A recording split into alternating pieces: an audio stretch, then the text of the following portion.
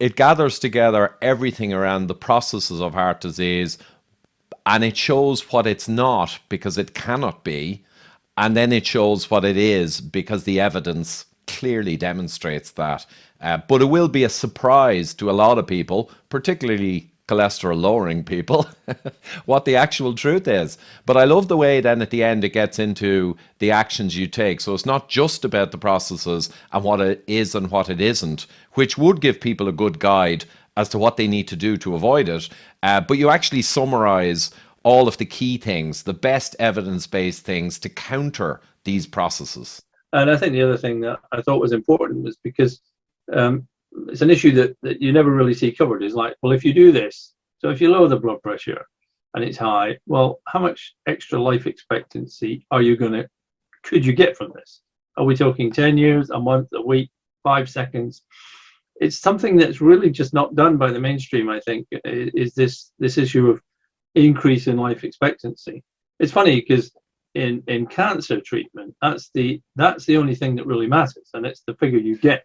If you take this drug for 2 years, you are likely to live on average 6 months longer, or whatever it is. That's the increase in median survival. So essentially I thought, well, of course that's what most matters to people. There's no point in doing something if it's going to say also if it's going to reduce your risk of dying of heart disease but increases your risk of dying of other things, because in the end that's what we call a complete waste of time. And there's quite a lot of actions and activities that are like this. So when I looked at things like, if you look at statins, for instance, there is a reduction in cardiovascular disease in some people.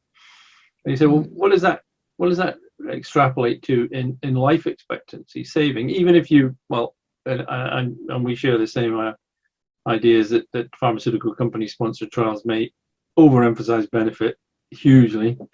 Even if you accept them in absolute face value, there was a study done in the British Medical Journal Open. I'd actually done it, my own study, which managed not to get published. So what is the increase in life expectancy from the most beneficial studies that you can find about statins?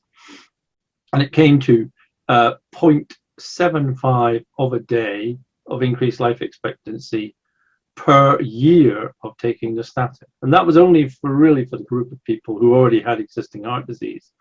So the actual benefit comes down to if, and that's based on 5 years of clinical trials, because that's as long as those trials are. If you say, well, let's assume it continued for 40 years, that benefit continued for 40 years, which we have no evidence that it does, but let's assume it does. What we're talking about is in the order of about half of a month, or maybe a month maximum, of increased life expectancy for taking a statin for 40 years. And that's only in one very small group of people. So when you present it in that way, I think you're also presenting it in a way that people go, well, is that it? And you go, well, yes, that is it.